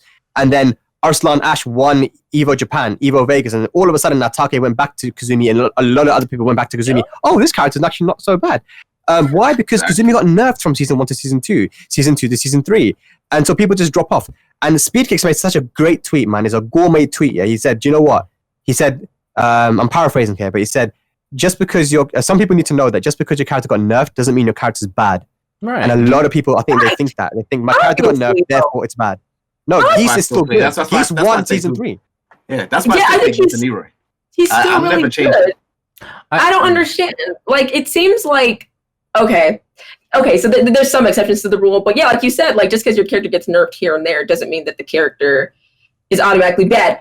Like you mentioned, Kazumi's still amazing, Geese is still amazing. Now I gotta say, Ling suffers. She's been nerfed kind of to the point where I don't know what her identity is, but she's an example of I'm glad I have two characters, because if I just kind of had Ling, I'd have to switch. I'd have to, because literally they nerfed her in a way that it's really hard to play Tekken 7 fully without losing all your health as her. But I feel the thing with Ling is I even in Season 1 I thought she was quite overrated.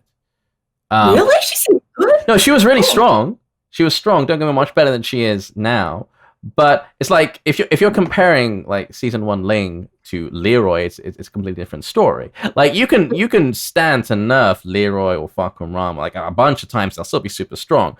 But Xiaoyu wasn't at that level, ever. She's annoying to play against. She always has been. But her same weaknesses are there. She has crummy approach. Her tracking is pretty bad. What do? They bunched a bunch of mids to catch Art of Phoenix, and they made the Art of Phoenix 3-4, the low from Art of Phoenix, more punishable. So everyone can do a pickup. That was huge one.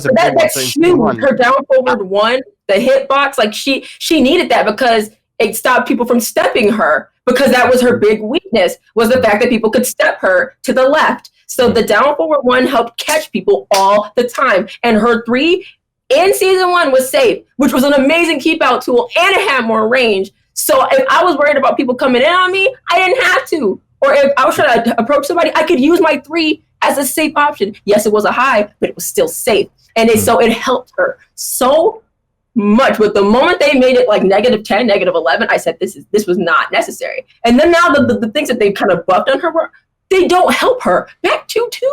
I'm sorry, back 2-2? What does that, like, give her a better wall carry then. Do what they did to Kazumi, because that woman got a whole wall carry with the kicks and all that. That's amazing. Yeah, that was mad. Yeah. When she got the kicks, I was like, whoa. But you lot are complaining about characters that are actually all right. Ganyru's, boy, he's a powerhouse, but I don't think I can play him. I'm still trying my thing with him, but I just don't really feel like in this game where I feel like it's so aggressive now and it's all about just being aggressive, wall carries and stuff. Ganyru has a really good wall carry, but having just a 10 frame headbutt, 12 frame jab. His 12 frame jab is plus 3, may I add, and that's really good. But when you're getting pressured at high level, because at high level they're not gonna throw out just random stuff for you to go and clip them before forward 1+2. At high level it can be a bit of a struggle. So yeah, I find it hard. I'm still trying to figure out my way, and I still think I think Ganyru is just like Master Raven 100% get nerfed. But yeah, I think Ganyru is like one of them characters like an Eddie or one of them characters you have to play in a very specific way because he's unique, right? You mentioned the 12 frame jab. It's specialist, right? So I haven't seen yet someone use Ganyru to his potential, but I think that when you have a character like Leroy, Fucking Ram, Akuma, these powerhouses, these kind of really oppressive characters, then it overshadows Ganyru, right? And that's so unfortunate because he's actually a good character.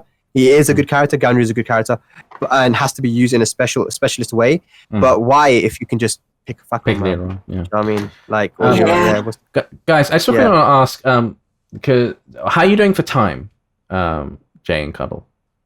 I literally just pushed what I was gonna do to like 20 minutes. So I had like about 30. Okay, so I guess let's move on to let's try and round this up with the last topic because we're getting a little bit off topic. As what advice would you give to someone who's looking to become a streamer, a YouTuber, a commentator, a competitor? Can I start? Go for it. Oh, cool. I was some advice I would give to pro players or people aspiring to be that.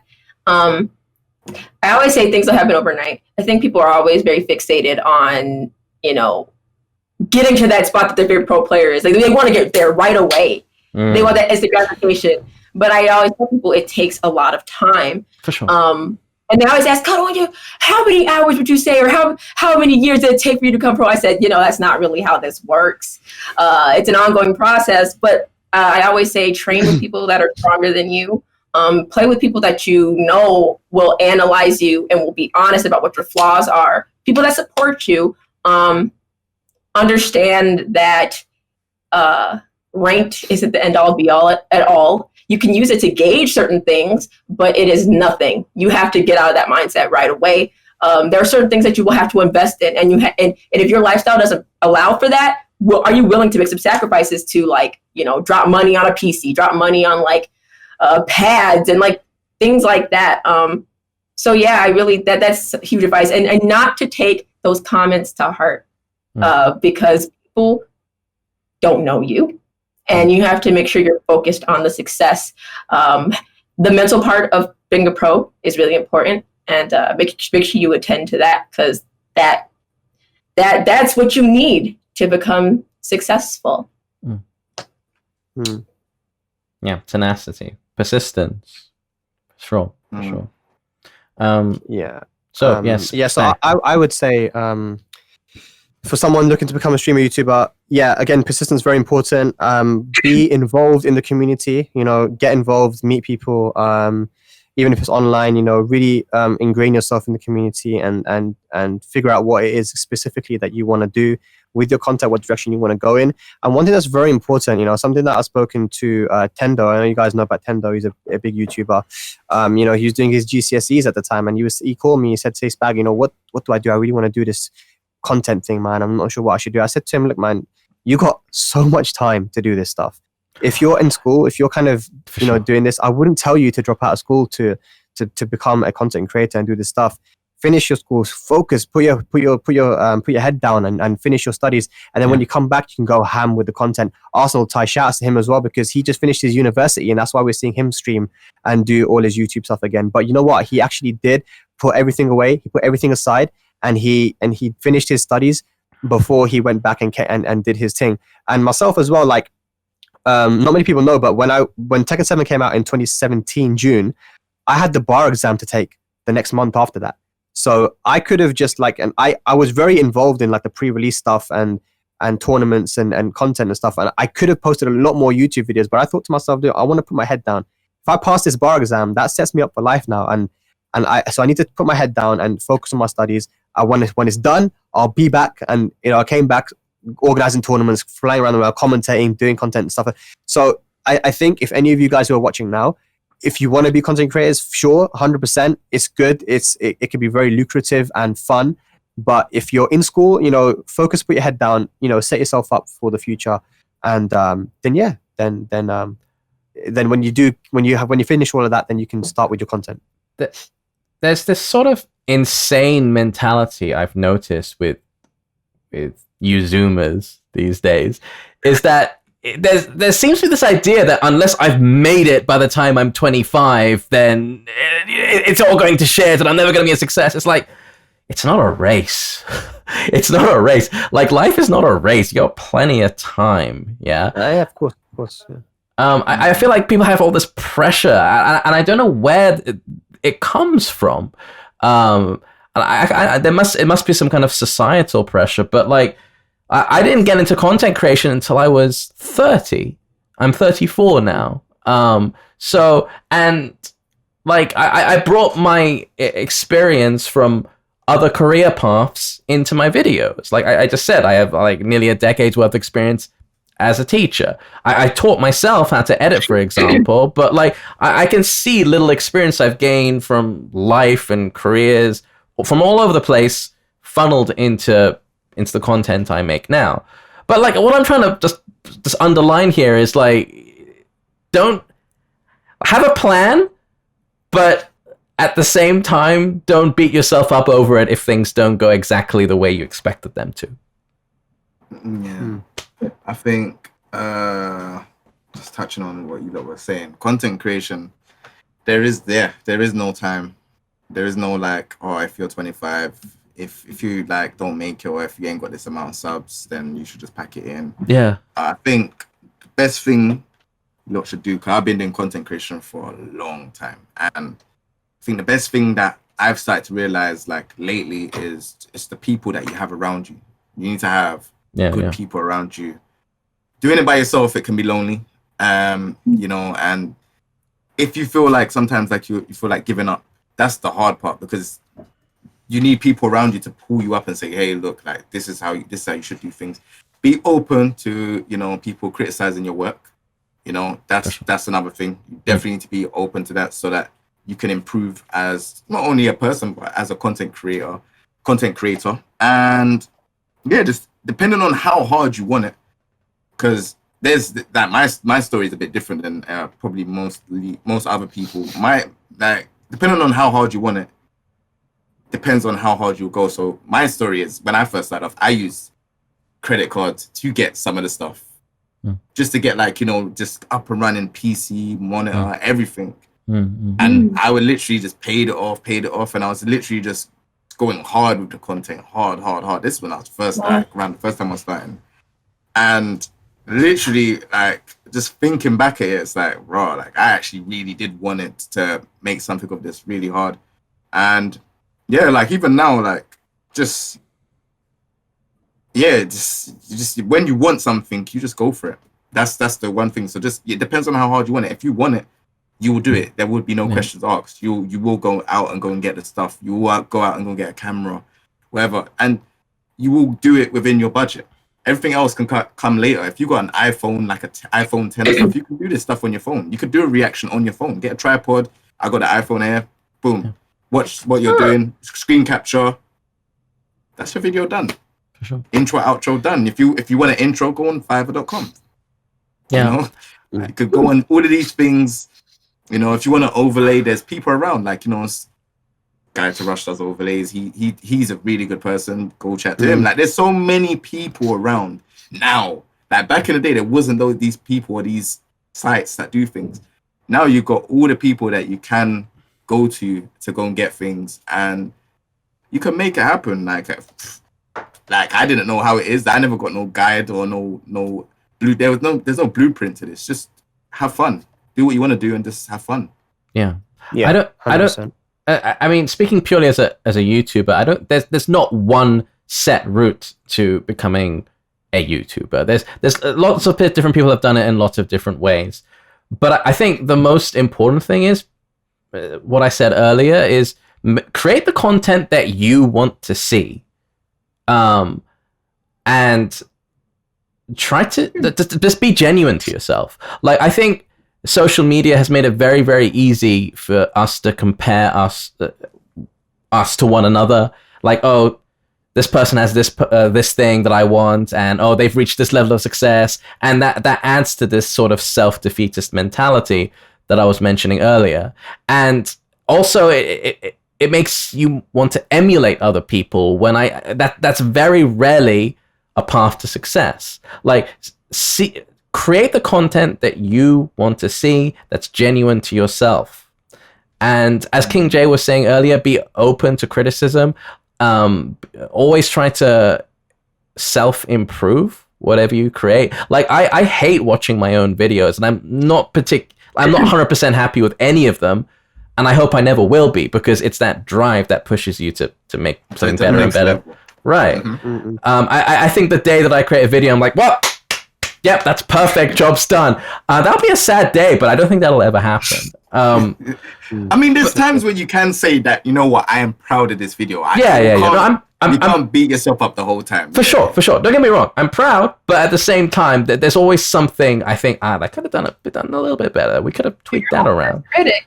Or your best critic, but that's good, because you're always looking for ways to improve. And that's the way that, you evolve in whatever career field you're in. Yeah. For sure. And just to boil it down to its simplest elements, it's just, work hard. I mean, you got to work hard. I mean, it is a bit of a grind. There's no denying that. But also, work hard and be good to other people. Like, yep. You have to. You're not going to make it by yourself, basically, and also try to know your own limits. Like, that's why I work with a team, for example. I know I'm not the best graphic designer, which is why I work with Zulfikar, who's an amazing graphic designer, and he has the experience there. So work hard, be good to people, and be patient, persevere. These overlay borders stuff. I shout out to him. He's sick. They're wonderful. Yeah, so just relax, do things at your own pace, take it easy. Don't beat yourself up over like views and subscribers. That's not what to focus on, I think. Do you know one alternative route of what you just said about you get other people? I think with me, I kind of, because I was used to doing things alone, the way how I learned was just going on YouTube. I did not get like I didn't go into like college or anything and said, I want to be a video editor. I just looked on YouTube and I started looking at all of these big like content creators that do video editing, and they teach you how to do this and that, color grading, this and other. And I was like, all right, cool. Let me watch them. And then just applied it, really. And that's how I kind of learned how to do video editing, graphic design. Like, I've done basic graphic design. I was learning, watching other people's videos and stuff like that. And that's how I learned. And I think, if you don't have the people around you, especially if you're a content creator, if you don't have the people around you, or you don't know anyone that does it, you can either do one, which is learn yourself, or number two, pay. If you don't have the money to pay someone, then learn. It's all out there. Everything is free access right now. You can go on YouTube, you can go on Google. How do I do, I don't know, an overlay? It'll teach you. Yeah, I taught myself how to edit video completely, and it's all from just messing around in Premiere Pro and seeing how it goes. And also, your first video is probably gonna suck, like, of course, and that's part of the process. So just like, I think a lot of people deliberate, like, what should I do for my first video, and they think so long about, they want to be a perfectionist about it, but just jump in there and just make it, and then afterwards you can dissect it. but just make it. Just make it. Yeah. 100%. All right. Guys, is there anything else you want to bring up on today's chat? Thank you for having me. First episode.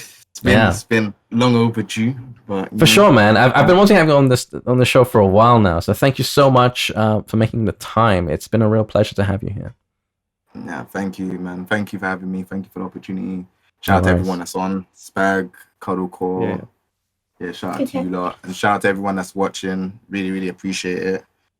I just want to take this moment to say I think your videos are sick. I've never ever said this, but I think your videos are really sick. I like the fact that you do them in 4K.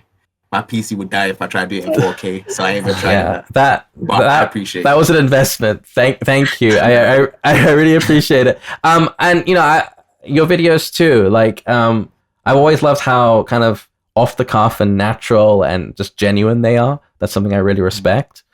It's really cool that in this community we have different types of videos. It's all part of the same goal. We're all trying to achieve the same thing because we love the same game, and we're trying to make it a better community. So, absolutely, yeah. Awesome. Guys, I'm gonna have to jet off. Yeah, very quickly. Yeah. All right, guys. I'm gonna Cuddle Spag. Thank you so much for your time, as ever. It's been great having you here. Much appreciated. Thank you so much. All right. So much.